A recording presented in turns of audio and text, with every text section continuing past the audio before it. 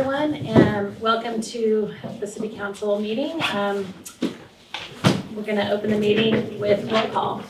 Yes. Councilmember Beal. Here. Vice Mayor Shemente.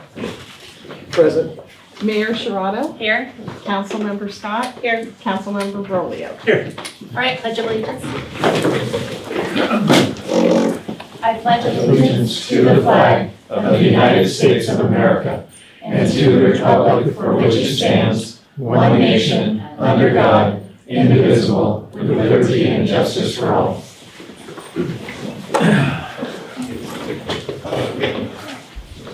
So we're reporting out of closed session. So council's given direction to staff.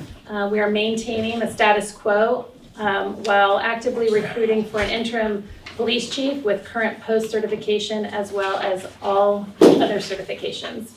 And so that's going to be also coming up on approval of the agenda. We'll be addressing that. And so next up we have a presentation from the Calaveras County Public Health Department on no smoking vaping at Utica Park signs. So Amy. Mayor and council members, I'd like to introduce Danny Benson and Savannah Pascal and Sherry, I never got your last name, from the Calaveras County Health and Human Services Public Health Division. They are going to present to you the smoking signs, the no smoking signs for Utica Park.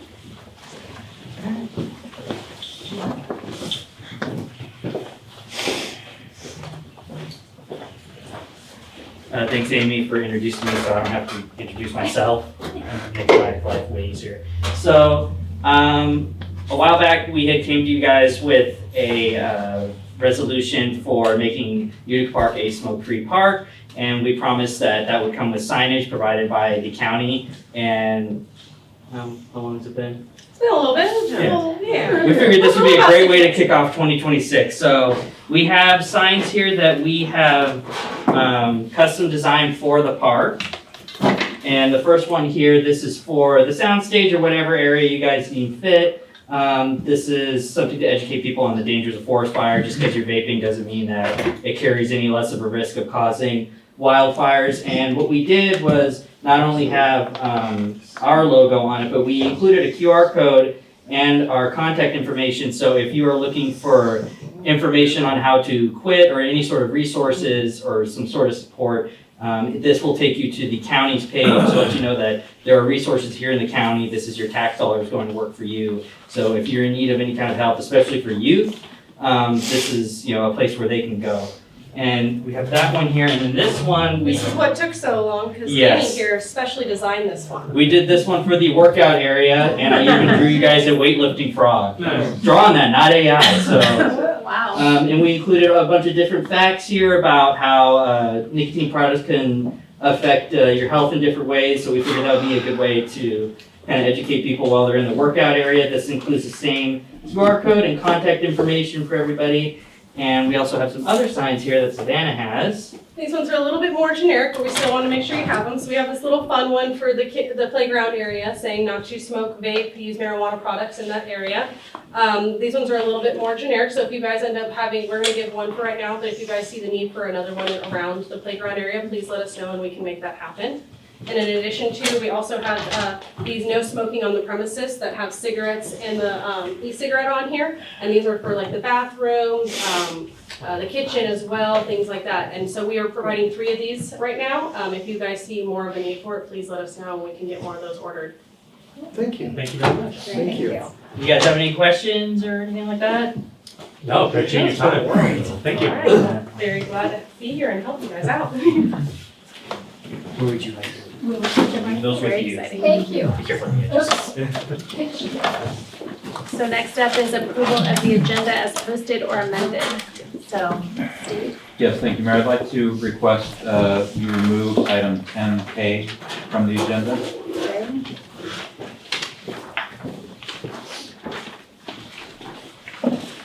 Does any other council member have anything they need to pull? Anyone from the public? Okay, hearing none. Do we have a motion? I make a motion to approve as amended. I'll second. I think Scott's got it. Roll call, please. Ms. Behill, Aye. Shemente, Aye. Sharado, Aye. Scott. Aye. Roleo. Moving on to public comment. The public may address the city council on any item of public interest not otherwise on the agenda that is within the jurisdiction of the city. No action may be taken. Matters to be addressed may be referred to city staff or placed on a subsequent meeting agenda. Speakers are limited to 5 minutes per person. Do we have any public comments? Veronica? Good evening, I'm Veronica Matilde, and I'm here representing Angels Camp Business Association. I gave everyone and took back Alvin's notification of our first get-together for after hours. The public is definitely invited, and all business people.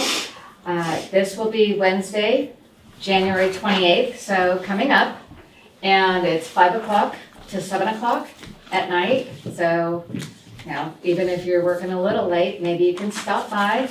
It's on Main Street. It's at our office. So we're right next to Mike's Pizza in the Rock Building, just so if anyone needs to know. Okay. It is 300 South Main, but kind of give you a visual for that. So again, everyone is invited. I'd like to give you the roll call of our new leadership for Angels Camp Business Association. We have our president, Robert Gache, who owns the Discount Barn at Hide and Barrel, which is actually behind Mike's Pizza. Our vice president is Kathy Russell, who is a private citizen, and yes, you can join the business association as a private citizen, someone that just wants to help. And our treasurer is Katrina Rodriguez from Bank of Stockton. And our secretary is Tammy Dillashaw from Next Home Utica Properties. And then there's a group of us that fill out the board. Number of people that are in the community, I'm one of them. Business owners, people that just work here and are concerned about Angels Camp. Just so you have an idea of the things that Angels Camp Business Association does. We do the farmers market. We do the junior frog jump, which is a sanctioned event. So the children that actually go to this junior frog jump, the winner goes to the fair and is in the finals. So it's not just it is having a good time, but there's money to be won. We do Shop Small Business Saturday. We have the Angels Camp Christmas Parade, which was fantastic this last year.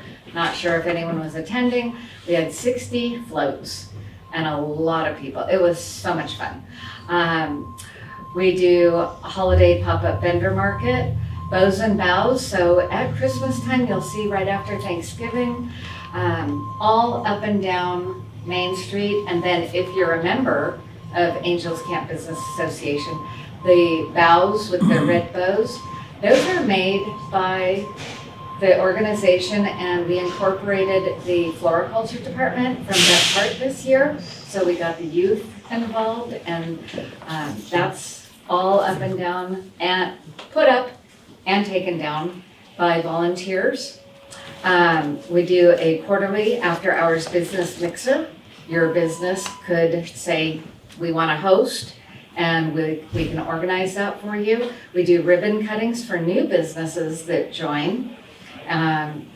We have a State of the City presentation, and that is held at the Bret Hart Theater. And it's a great way for the citizens to find out what truly is happening here and in our city, the finances, etc. We do high school scholarships and Downtown Angels Camp Wine Hop, which may or may not be a wine hop this year. There's things in the works. Anyway, it is an organization that is completely driven with fundraising volunteers, and membership. So I would hope that each person on council would join. I know that one has joined already. Individuals can join for a very low fee. And look at that, I have applications. Fancy that. But thank you, and we will always have a representative here for each meeting. We appreciate your, thank you. I was just thinking about this event, and it was like maybe 2 years ago you did it, and it was great. It was really fun. It's nice that you're doing it. It's only 50. Veronica, are you done? I'm done. Okay. Anyone else? I took my 5 minutes.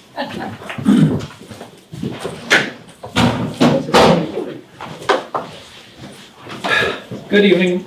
My name is Christopher Budner, publisher of Calaveras2026election.com. The subject of my comments this evening is the Calaveras Enterprises violation of the Society of Professional Journalists Code of Ethics for Conflict of Interest. On January 16, 2026, the Calaveras Enterprise published a favorable article about the presentation delivered during the January 6, 2026 Angels Camp City Council meeting by the Calaveras Visitors Bureau Executive Director Martin Huberty, who also serves as the Calaveras County District 3 Supervisor. The article was written by one of the Enterprise's regular contributing reporters, Tori James, who, in an irrefutable conflict of interest, also serves as a member of the Board of Directors for the Calaveras Visitors Bureau, the subject of her biased January 16, 2026 article. Ms. James authored a second article also appearing in the Enterprise on January 16, 2026, recapping the City Council meeting. Ms. James failed to disclose her affiliation as a current member of the Board of Directors of the Calaveras Visitors Bureau in the body of either article or as an addendum.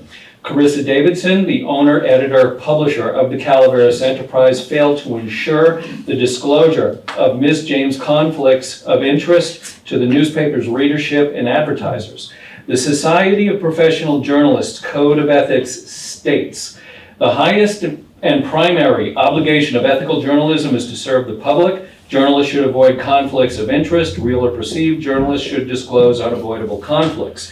It is readily evident, based on the demonstrated pro-Calaveras Visitors Bureau bias of the article and Ms. James' failure to disclose her affiliation as a member of the Calaveras Visitors Bureau Board of Directors, that she and Ms. Davidson are in urgent need of a refresher on the most basic fundamentals of the Society of Professional Journalists Code of Ethics pertaining to what constitutes a conflict of interest.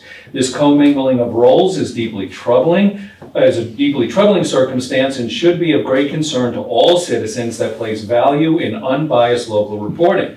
Ms. James and Ms. Davidson's ethical gaps have an effect of undermining and diminishing the trust the community places in the Calaveras Enterprise. This loss of trust in local news is highly corrosive to democracy. It is an egregious display of pro-Calaveras Visitors Bureau bias by the Enterprise, publishing what is arguably a propaganda piece written by the Calaveras Visitors Bureau Board of Directors member Ms. James without any disclosure of her relationship and evident conflict of interest favoring the Calaveras Visitors Bureau. The Calaveras Enterprise's intentional disregard for holding the Calaveras Visitors Bureau, a California mutual benefit nonprofit corporation, accountable for Mr. Huberty and the Board of Directors, of which Ms. James is a member, for its ongoing alleged fraudulent misrepresentation of the Business Bureau's nonprofit type, deceives two government entities, Calaveras County and the City of Angels Camp. A mutual benefit nonprofit corporation is a distinctly different entity than a nonprofit association and a public benefit nonprofit corporation, and this distinction is significant. The Calaveras Enterprise failed to inquire of Mr. Huberty as to why Calaveras County, on his watch as the executive director of the Calaveras Visitors Bureau, experienced a staggering reported combined loss of 420 tourism jobs between 2023 and 2024, and a reported loss of $4.6 million in direct earnings from tourism between 2023 and 2024. Ms. Davidson and Ms. James, in the publication of both articles in the Enterprise, failed to report objectively on Calaveras County's precipitous visitor tourism employment declines and the corresponding revenue declines plaguing Calaveras County's tourism and wine economy.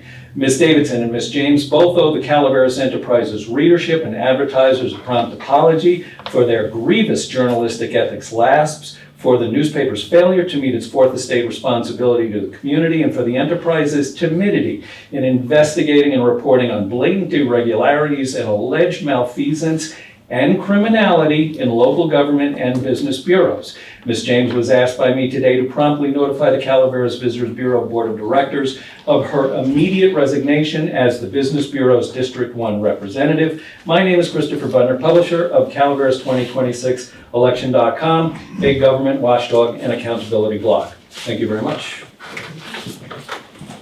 Thank you. Anyone else with public comment? Anyone online? Nobody with comment online. Okay. Moving on to number 9, consent items. We have 2 items on the Thank you, consent. guys. Thank Yeah, you very much for your work. 2 items on the consent. Do we have any public comment on it? Seeing none, do we have any comments here, any changes, anything that? Okay. And then we're looking for a motion. I'll move the consent items. I will second consent items. Roll call. Yes, Beho, Aye. Shemente, Aye. Sharado, Aye. Scott, Aye. Brolio. Aye. Okay, moving on to 10A, it's resolution 26-17, approval for advertising the bids for citywide pavement repair project 2025-2026. Aaron. Good evening, Mayor, members of the council. The action I'm asking for this evening is to approve advertisement for bids for the citywide pavement repair project. If you recall, we started this project in the fall. The roads got painted, several select roads got painted with pink marks where we identified deficiencies in the pavement that needed to be repaired. This project will address those repairs to the extent that we have budget available. And this implements the first year of the pavement management program. Any other questions I'd be happy to answer. I just appreciate you bringing this forth to us. We finally have a plan to how we can maintain our roads. Thank you, Aaron, for doing that. Welcome, thank you. I still wanted to make a note in there about Vallecito Road. Yes. So I noticed that it is in the list of roads, but it only goes up to Foothill Village, or whatever, yeah, so I just. That one was never inventory. Right. Originally. So I'm just gonna That's- keep bringing that. Yeah. But I think that, otherwise, did you have a question? No, I was just Okay. popping my knuckles, just And Scott, do you have any questions? Nope. Okay. getting ready to make a motion. Right. Do you have any public comment on this item? Can we? Yeah. Veronica Mataldi. Could we see, that's what I was gonna say. Could we see, the list of which roads are, I know there's very, very limited, number. Yeah, it's a dollars. five-year plan, so we're Yeah. doing the first, That was that one. yeah, I think it's that one. Is that the more. first one? Yeah. There we go. Is that, Actually, okay, maybe that's the still one first more, one. maybe. Okay, just kind of give a Yeah. visual for everybody. That's the issue. It's small, I but always it's, have to look. it's a start. It's visual for me. Yeah, I think on Any other public comment? If not, we're looking for a motion. I will make a motion to approve resolution 2617. I'll Second. Karen got it. Sarah got it. Have a quick Roll one. call, please. Beho, You've been fast. Beho, Aye. Shemente, Aye. Sharado, Aye. Scott. Aye. Brolio. Aye. Thank you. Thanks, Aaron. Moving on to resolution 26-15, authorizing the addition of Bush Street Extension to the fiscal year 25-26 candidate streets list within the 5-year pavement management plan. Steve. Okay, thank you. Good evening, Mayor and council members. Before you tonight's request to authorize the addition of Bush Street Extension to the 2025-2026 list of roads for the city engineer to consider repaving, rehabbing, bringing up to standards. Background on this item, Bush Street is a small dead-end street which proceeds north off of Mark Twain Road, west of State Route 49, and it's in very poor condition. I included some photos in your packet so you can see the condition of the road as of, I think I took those last week. A resident of Bush Street has been You're talking to me. Thanks, Seth. You're not muted. A resident of Bush Street has been very patient and has been requesting for several years that the city consider restoring the road to the condition that it was in, I'm told, more than 20 years ago. So roughly 20 years ago, the city engaged in a project in this particular neighborhood that included several roads. And many of the roads were torn up and repaved.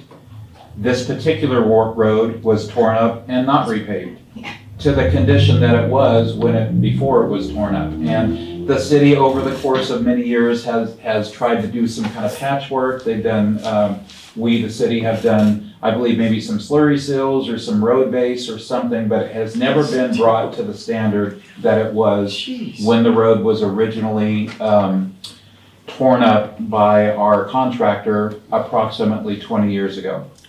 If you recall, somewhere around, I believe it was December, COG offered to give us money that had been formally programmed for a matching portion of a grant. Now, there are ties to that money in that that money can only be used to improve pedestrian sidewalks and asphalt roadways within the city. So that would be an appropriate use of this money. This is in the area where the city engineer has suggested, I believe Mark Twain is actually one of the roads on the 2025-2026 list of roads to consider.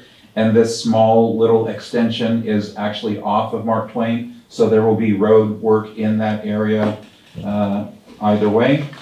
So in your packet, I included the 5-year pavement management plan, photos of Bush Street, and then an overhead aerial map so you can visualize where exactly this is. We have a couple of residents in the audience of Bush Street if you have any questions, and other than that, I'd be happy to answer any questions you have of me. I apologize for having this taken so long for us to address this issue.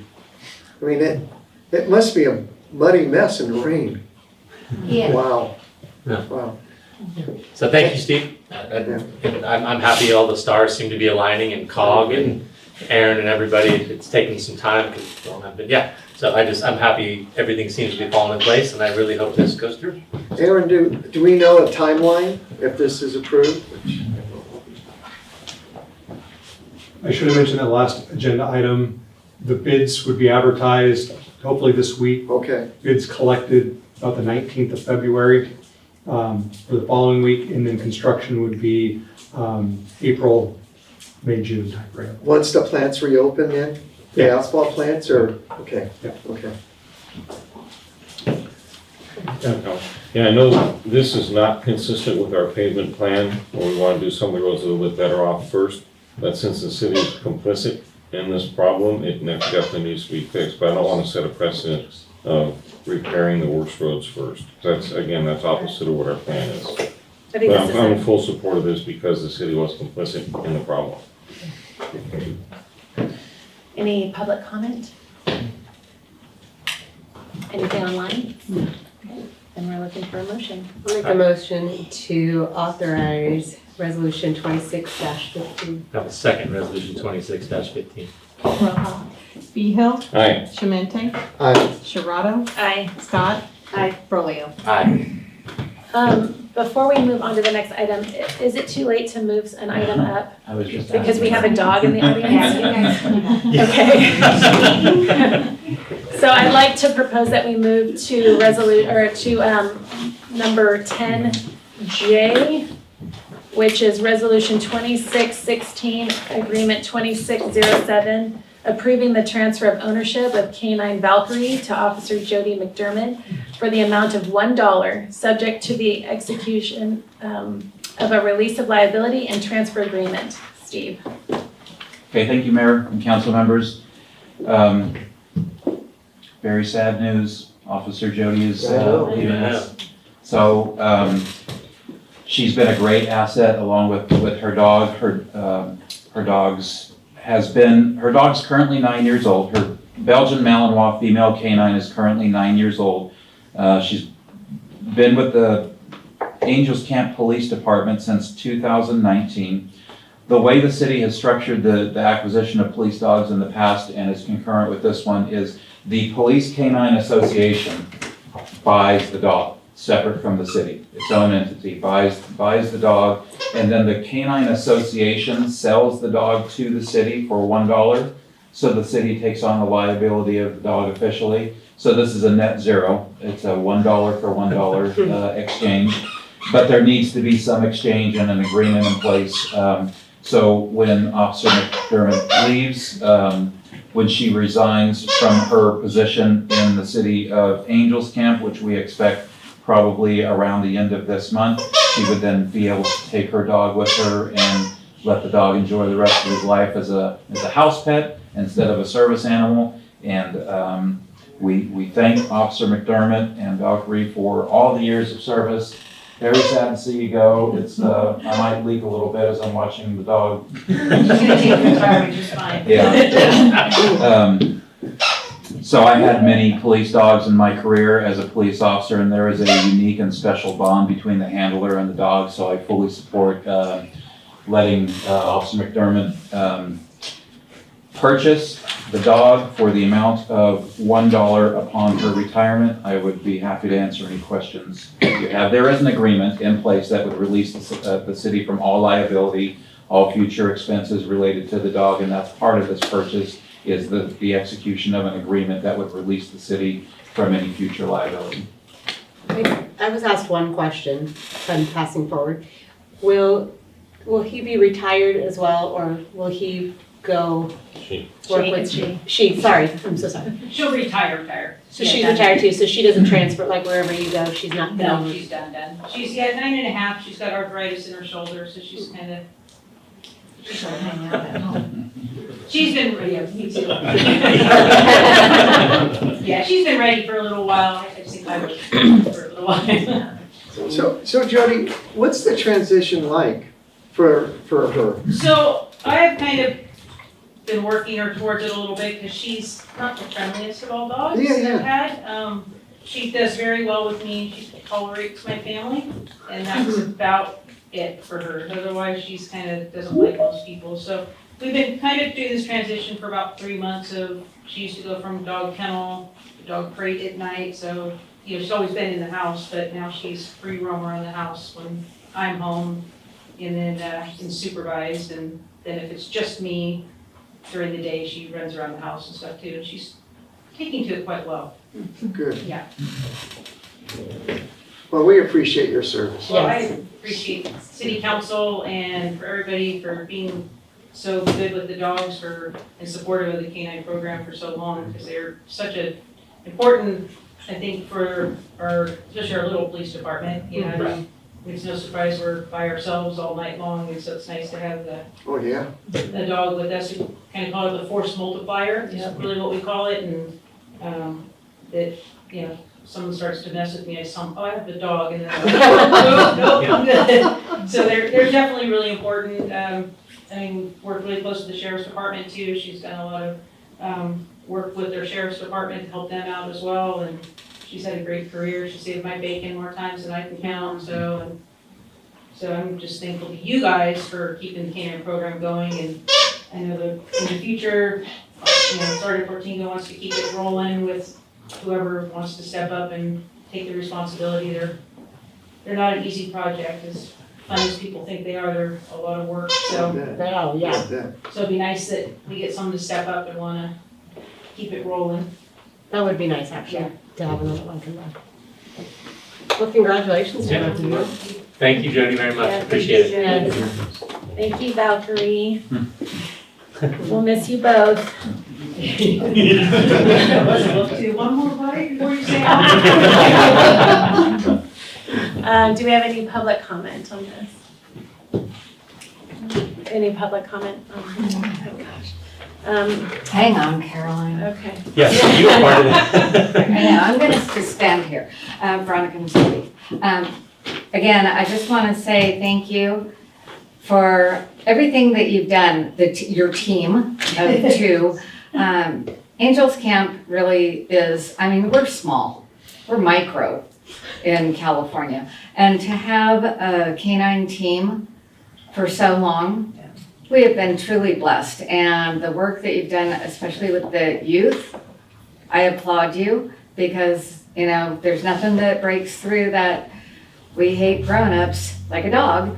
So, and you know, oh, it's a cool dog, you know, because it'll rip your arm off. But yeah, but you know, but it's a big deal, and that brings youth in contact with police and then starts conversation. And it is a value that you can't put a price on.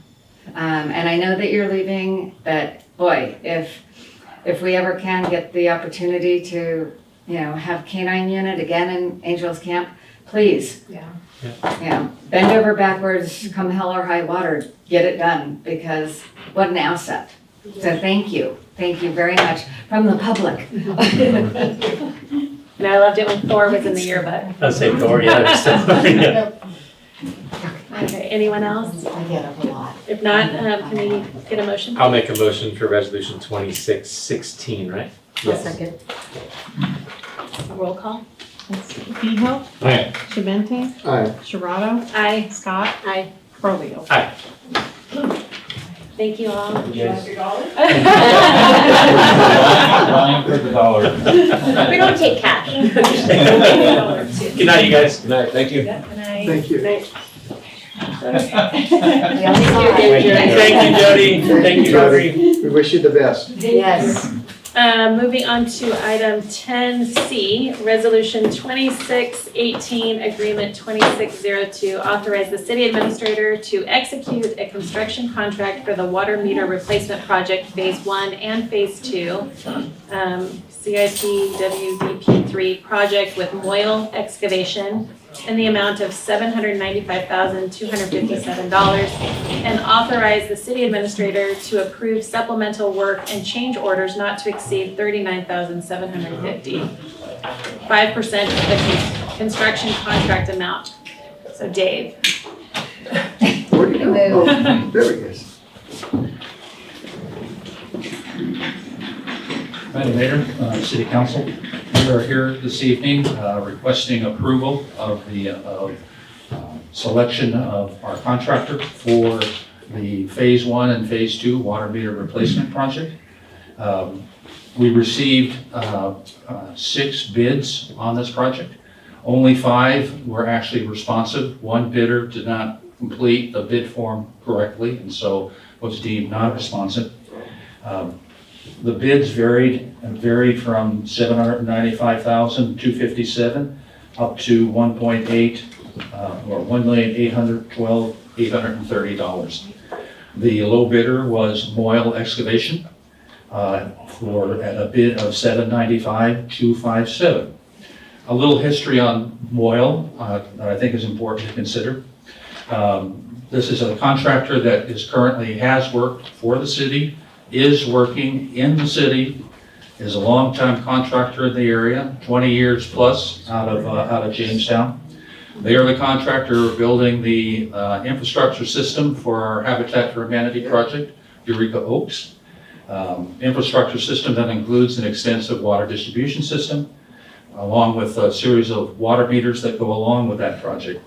They are also the contractor who built the off-site water line, and including water services for that project and that. They are, all of the systems that they have built to date have been inspected and approved by both the city and both the our inspector and Unico, as well as the city staff. So we have a track record of performance by Moyle Excavation in that. In reviewing their bid documents, They included documentation for the required past experience, 3 projects that met the criteria for that past experience, including the size of the project, as well as water meters being part of that project. As I say, we have worked with Moyle, particularly in this past year, and found them to be a responsive and responsible contractor and the like. And we, based on our experiences and the fact that they did have 3 projects that met our criteria in that, we deem them as a responsible bidder and are recommending award of this contract as the lowest responsive bidder. It's a project. It's a project that we've been looking forward to for a while. The phase 1 meters are here and are available for installation. The phase 2 meters will be ordered shortly, and we're looking at a project, our duration of the project of approximately 270 days. We actually believe, based on conversations with Moyle, that it'll be shorter than that. If there are any questions of that, I'd be willing to And answer them. this bid was based on the survey that Chris and you did, determining the amount of work the meter is gonna take to change it over, Yes. correct? Yes. So all that's been taken into consideration. All of that has been taken into consideration. There are 3 levels of effort, if you will, for installing or replacing the meters in that. And as I say, that survey was used to establish those levels of effort throughout for all the meter replacements throughout the city. Anyone else? I'm just really surprised by the variance in the meter costs. Yeah, I was thinking that too. Huge. It's it's a a pretty big big I mean, difference. there are a certain price that they all are gonna pay, and the rest is just labor for the installation, and it's crazy, the difference. Well, there's a couple areas that there's a huge gap in. Well, I think there's a couple of factors that come into play here. Number one, the fact that Moyle has been working and has been installing meters. They have a very good idea of what it takes to do that work. Number 2, like I don't know if the council remembers, when we bid Purdy Road, the bids came in, the low bid came in well below the engineer's estimate, and there was a significant difference between the first and the second bidder in that respect. One of the reasons that had occurred is they were finishing a project and they wanted to keep their crew busy and move on to a second project. It's the same, we have the same system, or the same situation with Moyle. They are in the process of finishing up Eureka Oaks. They have a crew available. They obviously like working here in the city and that, and I think they priced it accordingly. They've got a very good idea of what it's going to take to do this, and it gives us, frankly, the flexibility as a Class A contractor. If there, for any reason, we need to expand the scope into something that's a little bit beyond the meter replacement, a little bit of extra work associated with whatever situation that they may encounter, they will be able to do that work. Thank you for that. Councilman, is it possible for us here remotely is there an opportunity just to kind of give some feedback? I'm a representative over from Phoenix Water Solutions, and was just curious if that was merited to kind of provide some context in our experience reviewing RFP. Let's give it for public. Yeah, that's for public comment, sorry. We haven't gotten to public comment on this quite yet. No problem. We appreciate it, guys. We'll let you kind of continue and then bring it up once we get there. Thank you. Alvin, did you have any questions? No. Okay. Sharon? God. No, like, where is this coming from? Did you get all your questions answered? I did. Okay, anything from you? Okay, great. Any public comment here? Okay, great. So public comment online? Very cool. Thank you, guys. We appreciate that you had this, the team's meeting invite, just so we could be able to watch you go through the process. It's always nice to be a part of the council meetings and see the community come together. A couple things that we just wanted to share, and we want to make sure the city's taken care of. That's the utmost important piece of this. Us as a contractor, we specialize in these meter deployments, and have done them across the state of California. And in the process of doing that, have a very deep understanding. We actually were a distributor of Badger Meter in the past. And we saw in the solicitation that Moyle didn't have 3 public utility past experiences, and the meter experience was very limited. So just through that and us wanting to make sure the work order management process and the billing compliance and just adjusting of the serial numbers, all that's really just taken into consideration. I know Luke's in here as well as another representative, but just trying to vocalize that to you guys as a very experienced contractor in this space, and I've done tons of multi-thousand meter deployments and want to just bring that to the table as an experienced installer. We recognize that there may not be 3 public agencies, or the contracts may not have been directly for 3 public agencies, but the systems that ultimately were put in were approved by public agencies and that. So we understand that. I think the key here is that this is a local contractor. This is a local contractor who has performed well in the past. I just would suggest that we have implemented 6 capital improvement projects over the last 3 years. Of those 6, 5 of them have been work done by, or is work being done by local contractors. The one that we did not use, and all of those projects up to now have finished on time or prior to the final schedule in that. So we've had very good luck with local contractors. The one time that we selected a contractor who was from outside the area, specifically from Southern California, we finished late. It was very difficult to get that contractor to finish. So I think part of as we're looking at this, we have a local contractor who has a history with us that has 3 projects that he's listed. We can certainly go back to that contractor and ask for more. We have relevant experience right now with this contractor in that. He's given us a fair price. It's validated by the other bids that have been received. And so that's why, if you want to look at it as a technicality in that, we strongly believe that this is a responsive contractor for our city. Yeah, and I appreciate the feedback, and it's good that you guys do have somebody that you have experience with. The one point of kind of contention we have in this that we just want you guys to be aware of, and as a resource, no matter what, as you guys go through this project, the work order management aspect of these meter changeouts, and you guys as a city have experiences too. I'm sure we've had one-off instances for meter replacements during just billing errors and meters that might be broken. It's a specific niche that has a really narrow focus for specialized contractors for a reason, because there is a lot of data associated to these installations and the GPS coordinates that need to be collected. So those are really the context that I can share of, there are specialty projects, there are challenges that come up in these that are non-standard for many general contractors, excavators. But your guys' experience, obviously you guys have found ways to work through challenges with Moyle over the years, and that's why you continue to work with them. So we see that. We just want to be here to kind of share, as a niche contractor that specializes in this scope of work, there's unique challenges to it. So we'll be a resource to Moyle or whoever it may be, no matter what, to make sure this project goes well for you guys. And if that's nothing, we understand. But yeah, thank you for at least giving us the opportunity to have the public comments. What organization do you represent again? Phoenix. Oh, Phoenix, okay, gotcha. And Michelle, I'm thinking that we're hearing this warbling because we have all TV volumes at one, if we just have one TV, we'll probably be a lot clearer, I'm guessing. Yeah, I didn't catch that.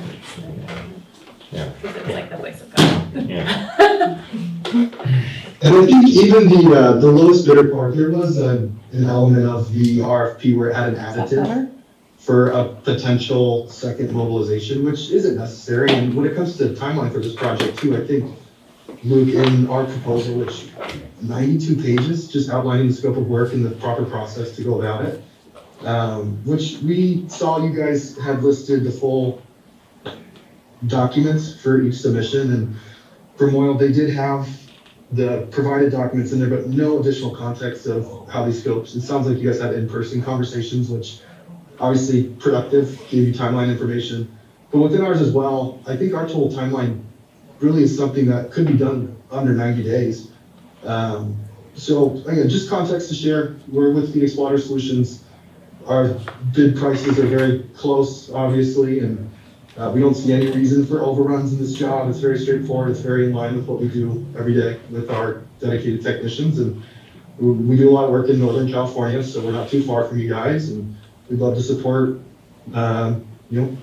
you guys and North Plain and city and council. And just want to put that out there for you guys. So thank you. Thank you. Thank you. Thank you. Thank you. Appreciate it. That's what I want to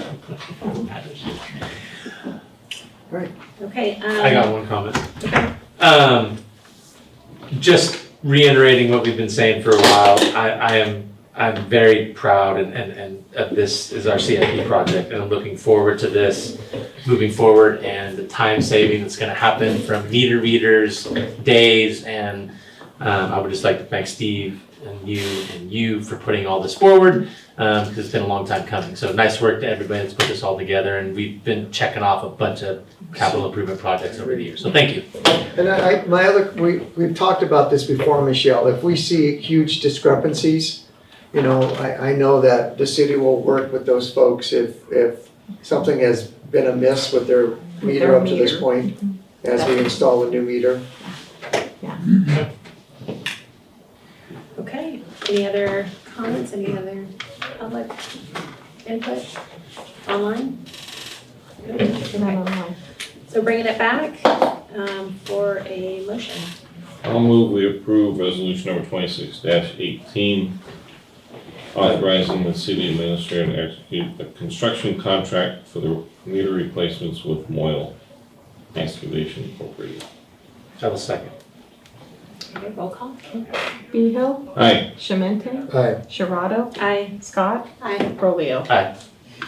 Okay, thank you. Are you staying there? Yep. Okay. You stand there for Moving on to resolution 2619, agreement 2603, approving Dewberry Task Order 31 for water meter replacement project phase 1 and phase 2, construction management, inspection, engineering services during construction. It says Steve. Thank you, Mayor. I was just going to introduce it, but Dave is your expert, so I defer to him. Madam Mayor, City Council, this is a task order to continue our role on this project through completion in that. It is a huge project for Public Works to oversee on its own. We're talking about almost 2,000 meters to be replaced. What we have here is a contract, is a task order for engineering support during that time, which is, essentially making sure, coming to meetings and making sure that the contract stays on schedule and the like, responding to any questions as they come up. But the bulk of our task order here is for inspection, is for our inspector, who again has been working from Unico, has been working with the city staff for the better part of a year, helping us deliver these projects, all of which have finished early. And it's that same individual that we are targeting or assigning to this project on the water meter project. We have the budget that has been developed here has been based on the contractor's schedule and the amount of involvement that is going to be required during that time. We have been, I know that the number, it's a big number because it's a lot of hours over the 9-month period and the like in that, but we have been very judicious in time, over time, on the projects that our inspector has been assigned. We have finished under budget on 3 of the projects, so we don't spend we only spend the hours, or we only invoice the hours that are spent on the project in that. And there's we developed a very effective working relationship between our inspector and your new city foreman, Brent Hughes. So it's really an ideal situation, and that continuing the good teamwork that has occurred, basically since the beginning of the year on this project.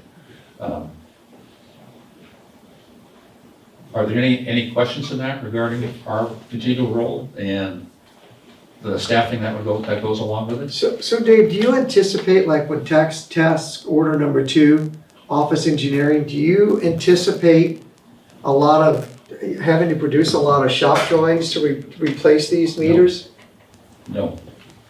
There's a few, there would be a few Vice Mayor, but not a whole lot. This is really our time on this is really based on, okay, we're gonna have a weekly meeting, we're gonna have, so you're talking about 54 or something on that, or not 54, but 9 months worth of weekly meetings. It's processing the payroll, or not the payroll, but going through and approving all of the pay requests that go over time. And he changes this, to a large extent, this project is a little bit of an accounting, I won't call nightmare in that, but there's a lot of things to keep track of as we go forward, and that as we turn the project over to Michelle at the end of the day on that. So there's a fair amount of time in that respect, but shop drawing's not so much. Very little in that respect. Any other comments from My only comment is I appreciate how far we've come with the PM stuff. A while back there was a hiccup here or there, but so yeah, as long as we keep on the same track with this project management stuff, it seems to be really going really smoothly. So I appreciate you and thank you for that too. We like to see the project through. Yes. Scott, do you have anything? Sorry, just one thing to add. In terms of budget, I asked the finance director to provide me with some numbers. So this overall water meter replacement plan, we budgeted initially $2.4 million for the entire project. What you approved before this item, the installation, is about $800,000, $795,000. We have purchased $384,000 worth of meters already. We are going to purchase about $320 in additional meters, which would give us our total need of about 1,800 meters. So with your approval of this action for the project management of $222,000, it brings the grand total to date with the approval of this at $1.7 million when we budgeted $2.4. Yeah. So even with the approval of this project management oversight, we're still at this point well under budget. For the total project. For the total project. Awesome. That's very cool. Thank you, Dave. I'll see road funds. We should put on the road. Do we have any public comment? Anyone online? Okay, bringing it back to council, do we have a motion? I'll make a motion to approve resolution 2619. I'll second. Roll call. Behill, Aye. Shemente, Aye. Sharado, Aye. Scott, Aye. Brolio. Aye. Thank you. Thank you, Dave. Thank you, Dave. Okay, 10E, Resolution 2620, Agreement 26-04 and 26-05, approving Amendment 1 and Amendment 2 to Dewberry Task Order 19, Habitat for Humanity on-site and off-site improvements. Construction management, inspection, engineering services during construction. So Steve? Thank you, Mayor and council members. Before you tonight is a request to approve 2 amendments to Task Order 19 with Dewberry. For the Task Order number 1 is for engineering changes, and these changes were made at the request of the Habitat for Humanity construction manager. Amendment number 2, that amendment number 1 for the engineering changes is for $32,500, specifically for the pump station redesign. And again, that was the request of the Habitat for Humanity construction manager. Amendment number 2 is for continued construction oversight. When this project was first approved and the dollar amounts for Dewberry's services associated with that called for this project to be done a few months ago. Since the project has extended not only during that time, but for the course of the next several months, there needed to be continued inspection services that weren't necessary if the project would have been completed at the time that it was originally submitted. So since the project has continued for those 3, 4, 5 months, it's very near completion right now. That is the cause for the increase and the amendment number 2 in the amount of $68,000. The agreement is attached. These are pass-through funds that the city is not going to pay. These are fees that that Habitat for Humanity, the project applicant, would have to pay. There is a balance. They have fronted an amount of fees. The current amount that Habitat for Humanity has prepaid for these fees is $321,924. That's the amount that they've put up front so far. With the approval of these 2 amendments to Task Order 19 for Dewberry, it would bring their total due to $367,477, which is a difference of about $47,000.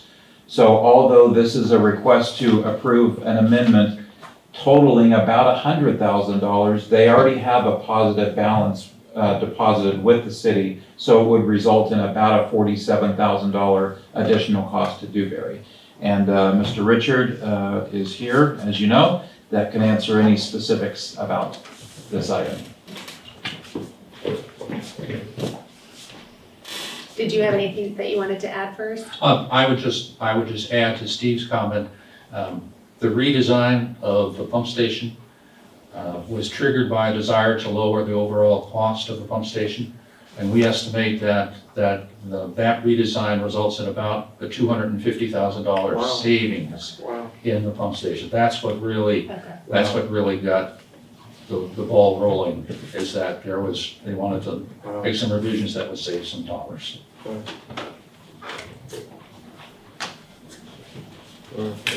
And so the inspection services are done because our own inspector, he's a building inspector, correct? Correct. And so he's not able to do underground. Once the houses start coming out of the ground, he's gonna be soon, busy, yeah. He'll be doing that inspection of that. We walk away at that, I shouldn't say walk away, but we're no longer part of that team. Yeah, and your contractor for the inspections is also Yes. the same as Yes.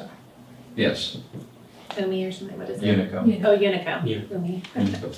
So what happens is that we can be because we have multiple assignments for this contractor during this timeline, we are extremely efficient when it comes to, okay, I've only spent this amount of hours here, I've only spent this amount of hours here, I've spent only this amount of hours here. There's just a tremendous savings in that respect, and that's why we typically finish under our budget.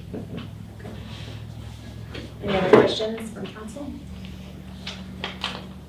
Any public comment? Anyone online? No questions. Okay, great. We'll bring it back for a motion. With the resolution, for resolution 26-20. Second. Roll call, please. Behill. Aye. Shemente. Aye. Sharado. Aye. Scott. Aye. Prolea. Aye.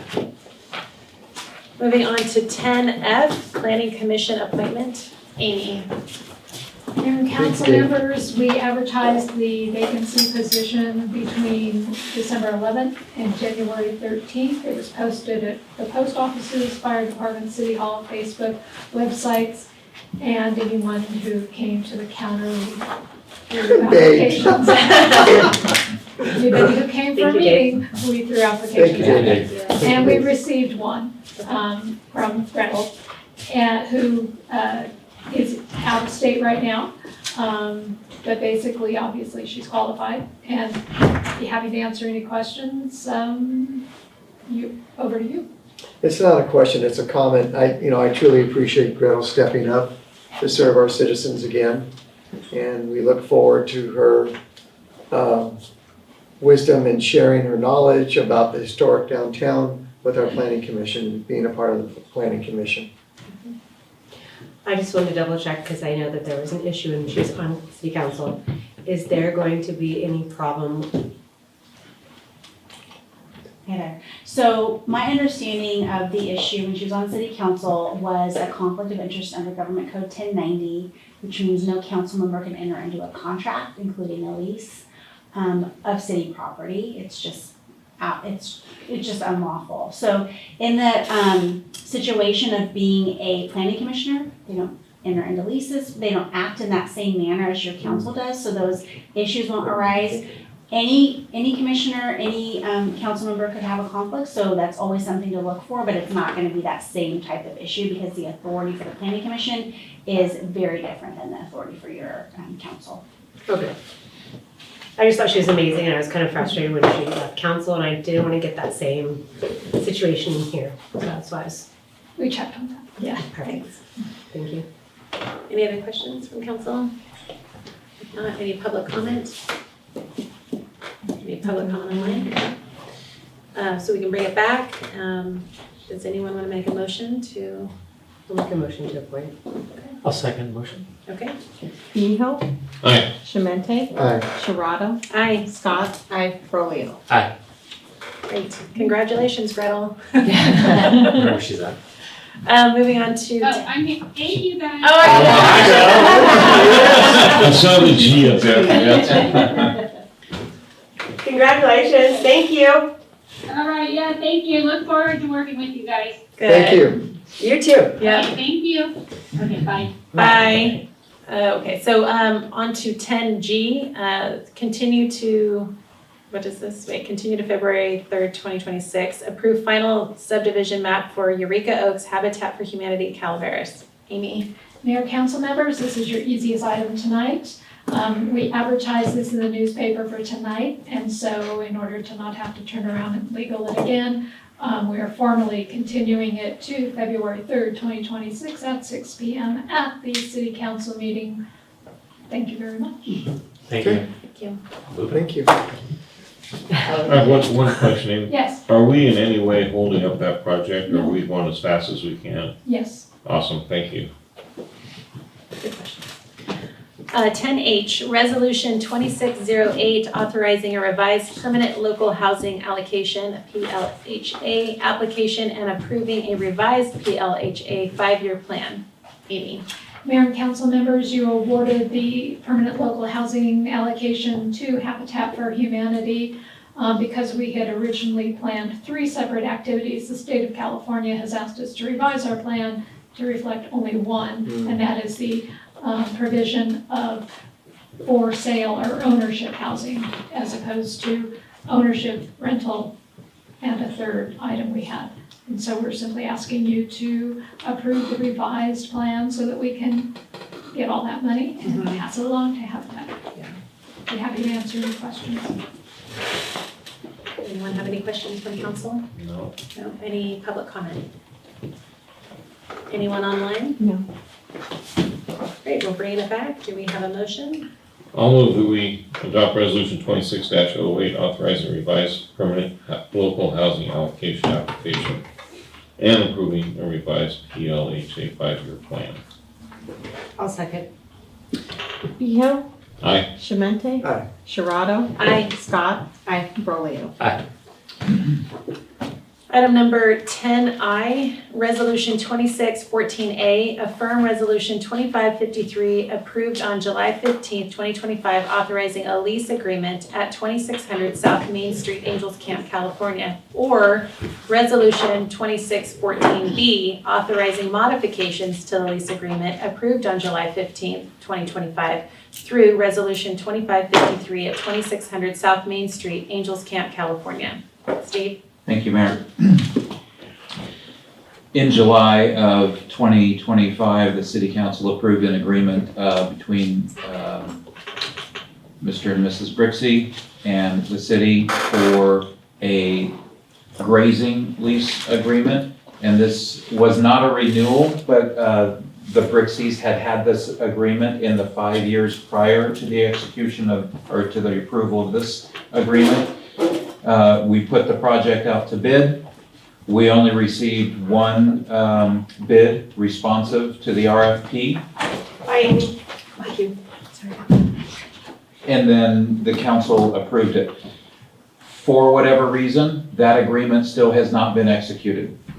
So when I started in this role in September, started trying to find out why that hasn't been executed yet, and I think it was a combination of things, but we're at the point now where it's been approved for about 6 months. It's time to execute the agreement, but before we execute the agreement, the Brixies are asking for a couple of modifications since it hasn't formally been executed yet. I've listed them for you here. I'll just briefly go over them. There are 4 requests from the Brixies prior to executing.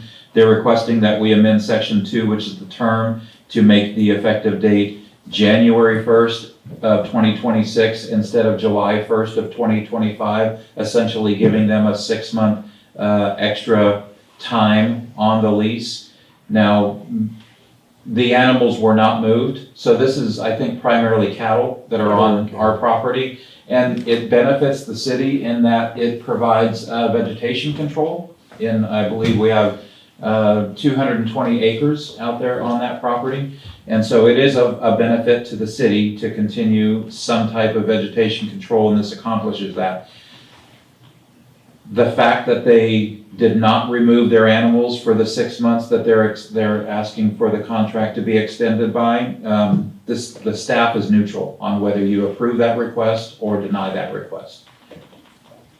Request number 2, it also relates to section 2, which is the term of the agreement. The Brixies are asking for first right of refusal beyond the 5-year term. So what they're saying essentially is when they reach the 5-year term, whether it starts July 1st of 25 or January 1st of 26, when those 5 years are over, if we are going to have the same type of arrangement where we need cattle or animals for vegetation control, instead of going out to RFP, we give them the first right to refuse it before we put it out to bid. In discussion with staff requests denying this request because the current staff doesn't want to commit future staff or future city councils to anything. And although it wouldn't, in my opinion, necessarily commit, just giving the impression that beyond the 5-year commitment that you have already made per this agreement, there may be other needs, there may be other uses, there may be other ideas of what to do with that. So that's your discretion. Number 3 is the fee. It's in section 4. In their prior 5 years, they leased the property for $7,500 per year. When the Brixies put their bid in for this current RFP, they bid the project for $10,500 per year.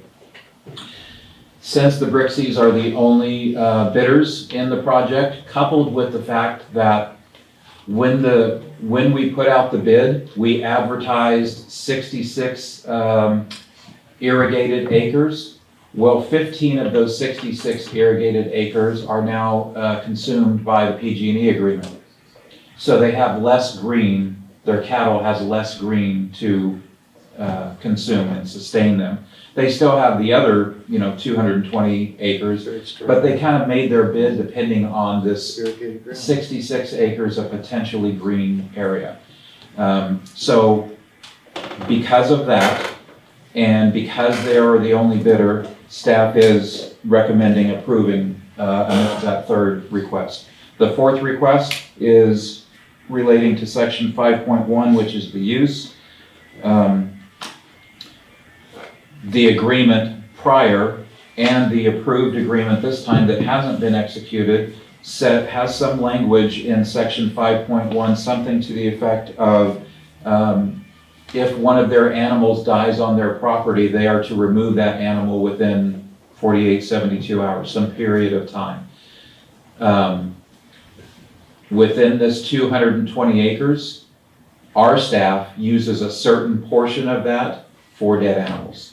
So the Brixies are asking, instead of us going through the cost of removing animals from your property, and it's usually, I think, a third party that does it, can we just basically add to wherever you, the city, designate animals to go. So for example, if there is a dead deer, our public works staff go out and pick up that deer and typically will bury it on the property at some point when it's necessary to bury it. Sometimes it's not because nature takes its course and the animal is no longer there after a certain amount of time. So they're asking, can they just use our pile instead of going through the expense? And staff is recommending approving that. I did check with Chris O'Flynn, your public works superintendent, on each of these items, and he's in concurrence with all the recommendations. Mrs. Brixley is here. If you have any questions for her, or if you have any questions for me, I'd be happy to answer them.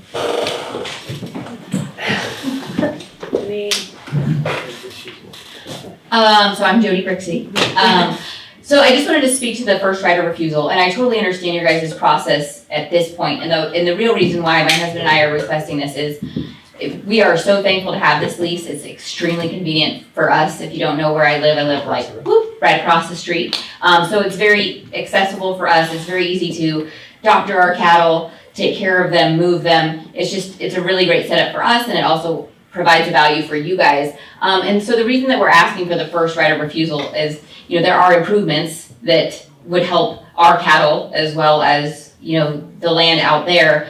However, when you're looking at only a 5-year period, the cost to us, because we already are paying a premium for this land, which we're okay with. Obviously, again, it's very convenient for us, but there are some improvements that we would like to do. And so if we knew that there was at least a chance, or that we kind of, I don't want to say the upper hand, that's not the right verbiage, but at least we knew that we would have the first right of refusal. And I'm not saying that not to put it out for public bid, but perhaps if another bid comes in higher than our bid, you guys would come to us and say, okay, we got a bid for 12.5, do you guys want to match that? So I think it would be more along those lines versus just saying, because I don't know how you would do it fairly to just say, obviously every year, whether it's CPI, whether it's inflation, everything goes up every year. So you wouldn't want to lock that in and just say, you guys get this again for this amount. So I just wanted to speak to that. And if you guys have any other questions, I will try to answer them to the best of my ability. I agree with lowering the lease because the value in that ground is the irrigated ground. So I agree with that. And if this was private property, Jody, like I do, I would ask for the right of first refusal. Right. But this is public property. And to be transparent, we have to go, in my mind, we have to go through the bidding process. Okay. I can support all of it. I just want us, there could be someone else out there at some point who would like to lease the ground, and at about $35 an acre, that's a pretty good, that's about the going rate now for a leased ground that I'm finding. So again, I agree with lowering it because the value is irrigated ground, but I think being a city, we need to be transparent. And that's totally fair. I have a question. What type of improvements are you talking about, and how many years would it take to make them feasible? So it's more of my husband's expertise. I'm really very busy at the lumberyards, but definitely some fence lines, fencing, just things like that. And I can't quote you what the price is per, maybe Mike, you can, per foot to even just string barbed wire fence, but it's, Alan, do you know? It's $8 to $10 a foot. I'd say it's 10 inch. Yeah, I was gonna say 10 to 12, but. Right, depending, put up, Yeah, wire, hog, yeah. So if you, the cost of it, again, at the $7,500 price, it's not as important. We're more, I shouldn't say that. Never mind. I'm just saying, price dependent on what you guys agree upon, it kind of changes how it all looks for us too. And again, we are thankful to have this lease. It works out very well for us.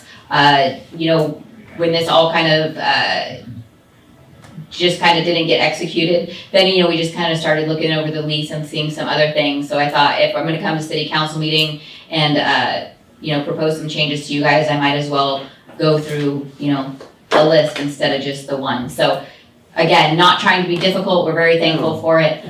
Just some things that we just wanted to run by you guys. And if we extend this for 6 more months, is that 6 more months in revenue also? I believe just be that no money has exchanged since the last agreement ended. Correct, So that is they've been on correct. it for 6 months. So they've been on it 6 months, For 6 essentially months. lease free. Wow. It just hasn't been executed. So I would support the reduction, but I would want the 6 months Just start in July, to start retroactively. Retroactive. right? Yeah. Okay. And I don't care about I'm sorry. where the dead animals go on the property, you know. Thank you. No, if they get it if they get the land for 5.5 years, they pay for 5.5 years. So would that be, if it's a reduction to 7,500, it's 7,500 times 5, and then an additional half of that 7,500? Yeah. Gotcha. That's fair. I'm with Mike on it. I've fallen in line with what Mike's talking about, the first right of refusal. Either way, long story short, yeah, I'm all for that. What else do I say? And if I would say come forward with what you want to maybe improve or do, and we could look at that down the road too. Okay. If that's from it. If I'm not mistaken, the lease already says they're responsible for the fencing, right? There is, but I'm pretty sure you can do some cross fencing. Yeah. I'm sure you can do some cross fencing, you can feed it in different ways. I'm just speaking out of turn. I don't know what Jason's talking about, but Yeah. you could feed different sections off, It would be. manage it better. Yeah. Is my it would be- assumption, I So don't know. when you are grazing cattle, it's really great, you know, the land, you know, if you can rotate your animals and manage them in smaller acreage, you can get more value out of the land, it's better for the animals.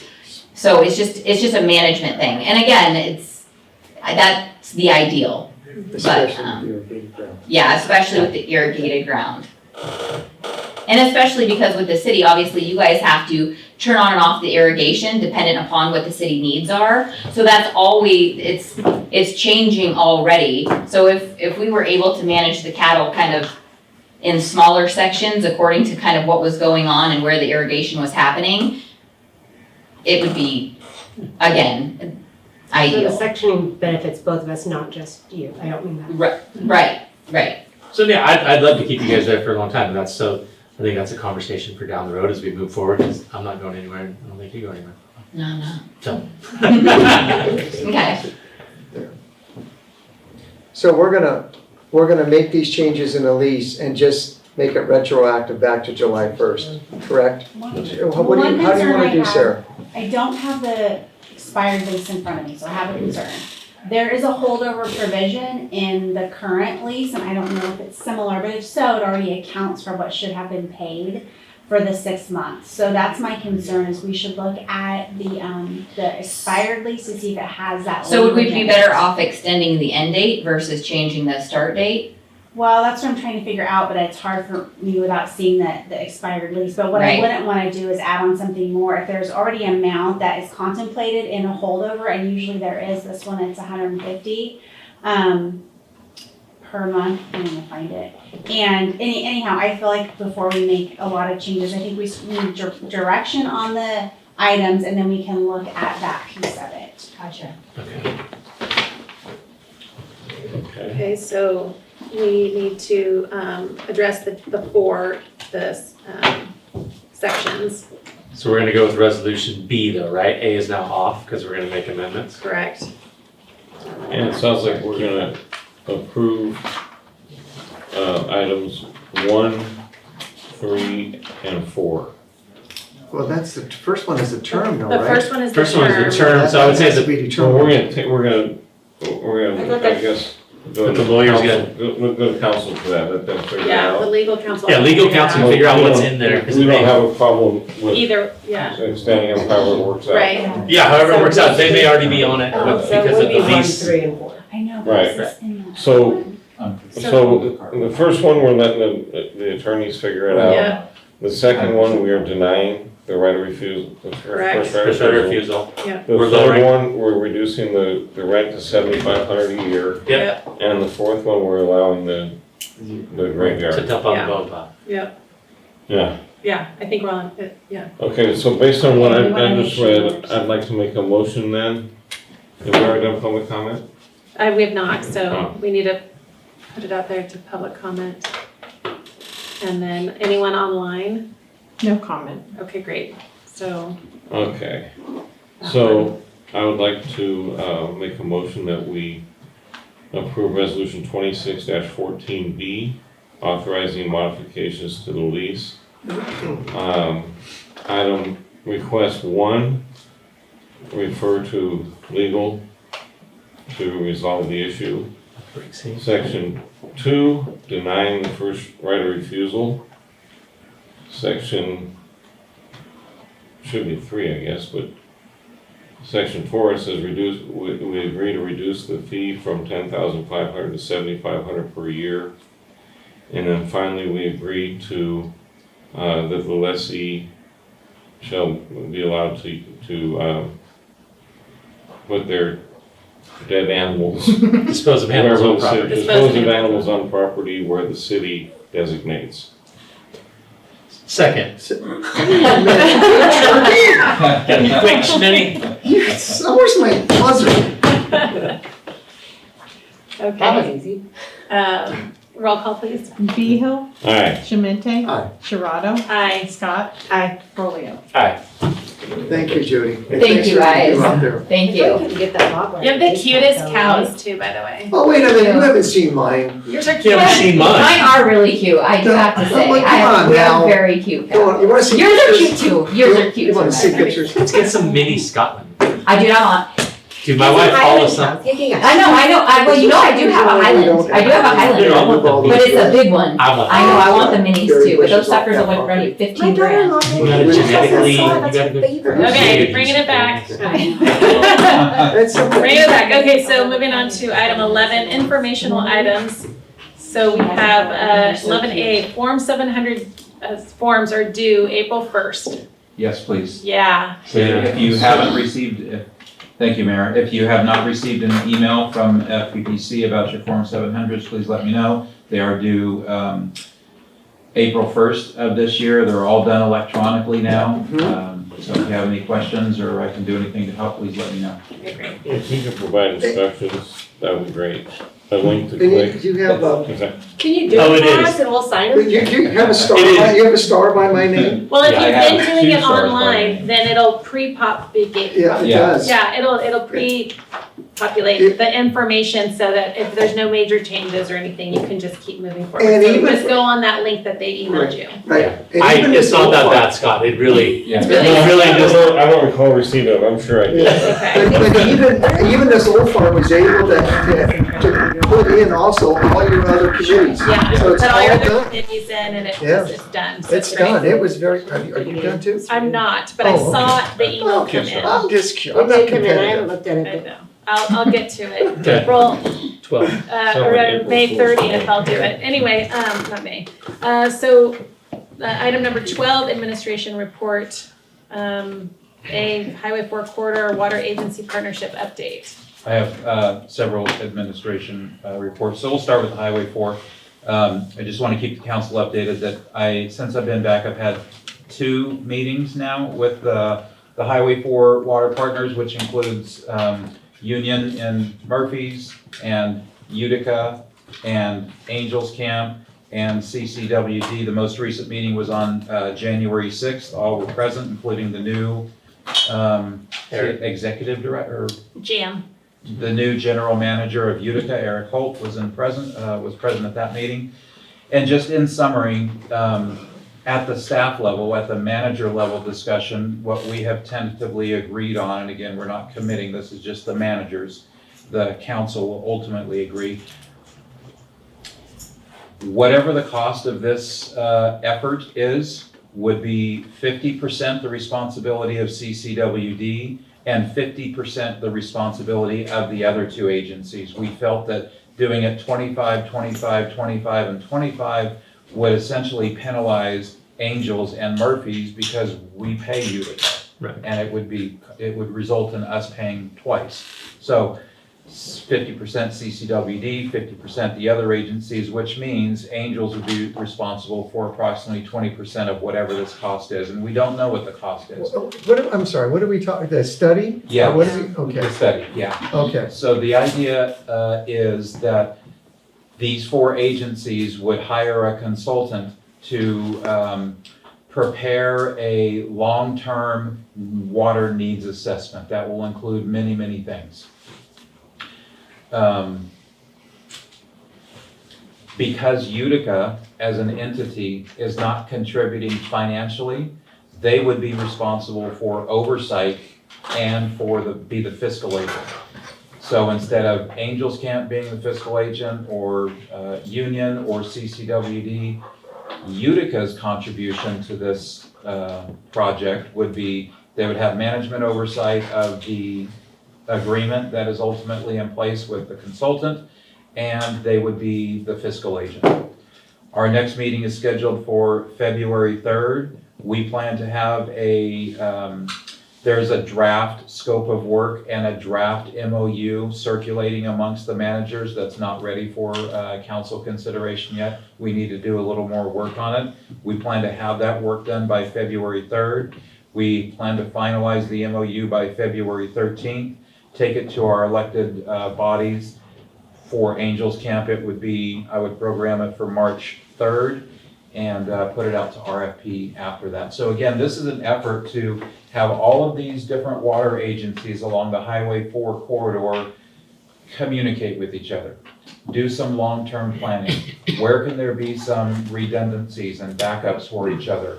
What projects do each agencies have either in place now or planned in the future where we can all benefit from each other's work instead of each of us working in our own silos and not talking to our partners.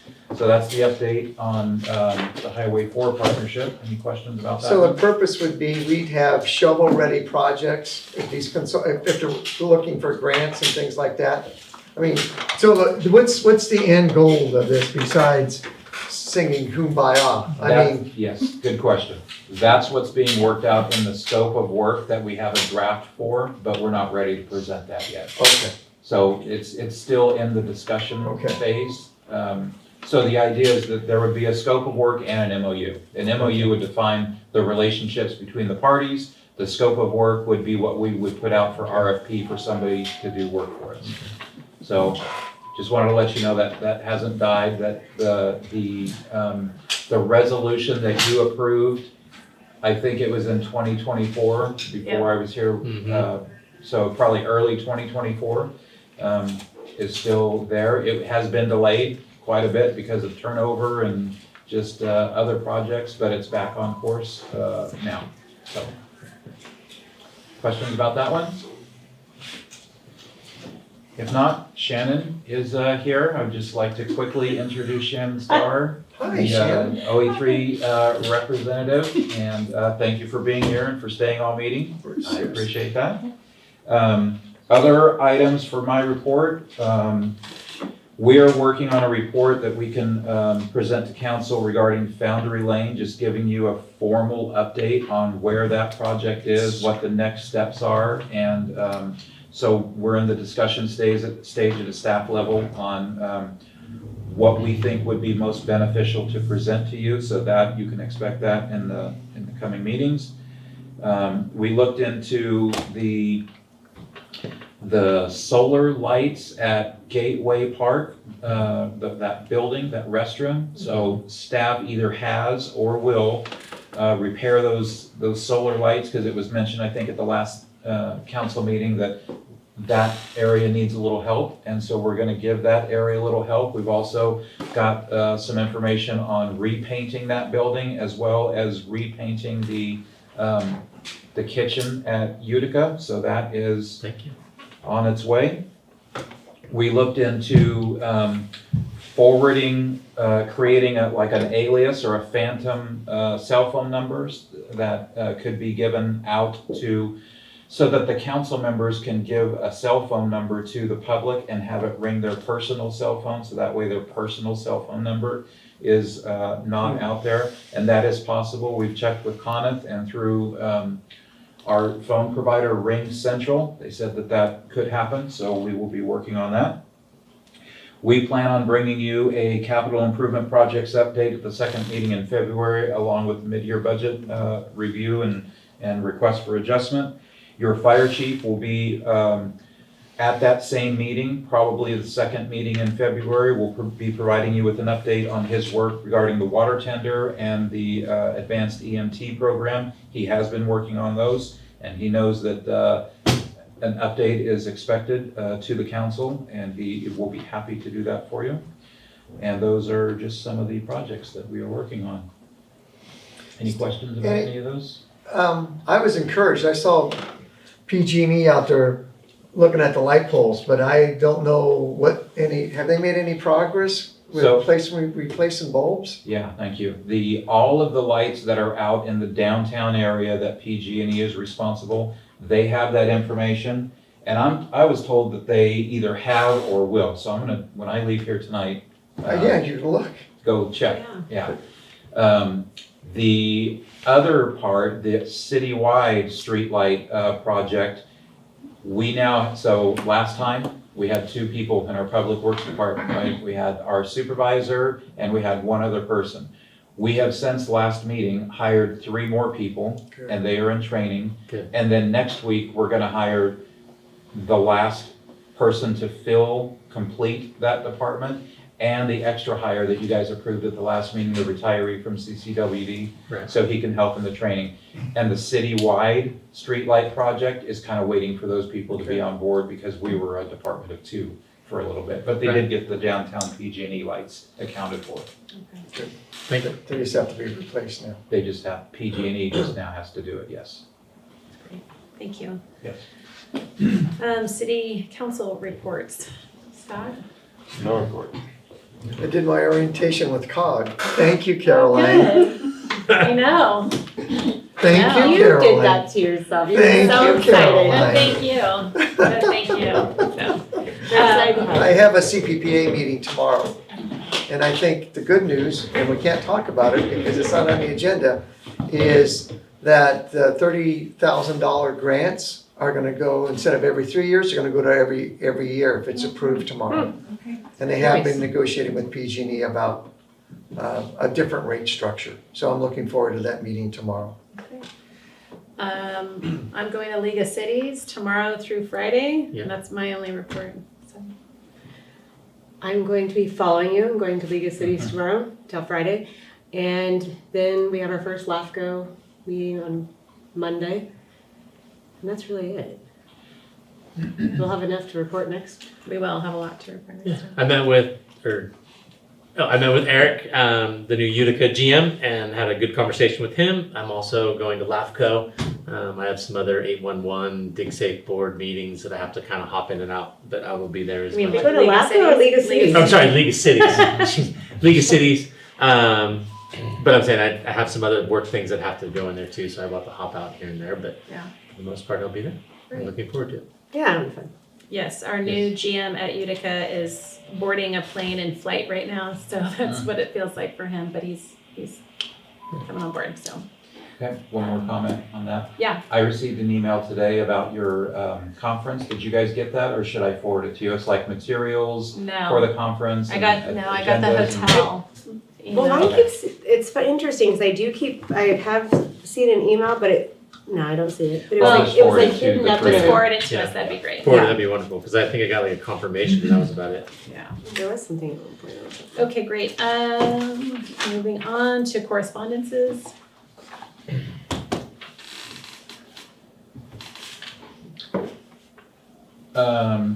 Okay, so there is a correspondence, but it was after the agenda was posted. Okay. So the mayor was asked to sign a letter, and she did sign the letter, but it will be on your next agenda because our agenda had already been posted by then. So I've included it on the next agenda. And then next up is our council calendar. So I have the rest of January. We already spoke about CPPA tomorrow. Next week we have LAFCO and UWPA. And then for February, we have COG on the 4th. And our planning committee will be on the 12th.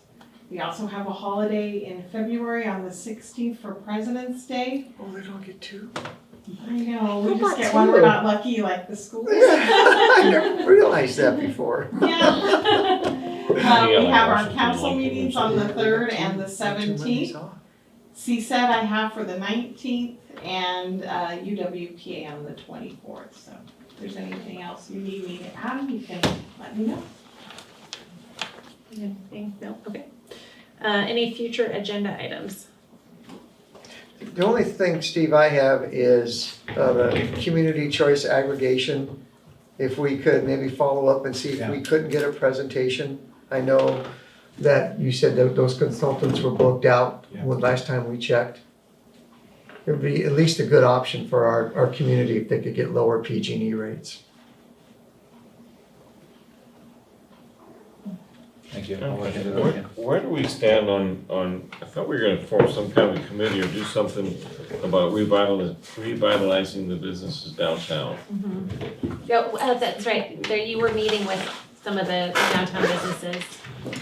Yeah, I believe they announced at your last meeting, the name of their groups, like Angels Camp, Downtown Merchants, and the most recent on that is I received a quote from Gretel regarding the request to replace the awnings downtown. I think there are 8 of them.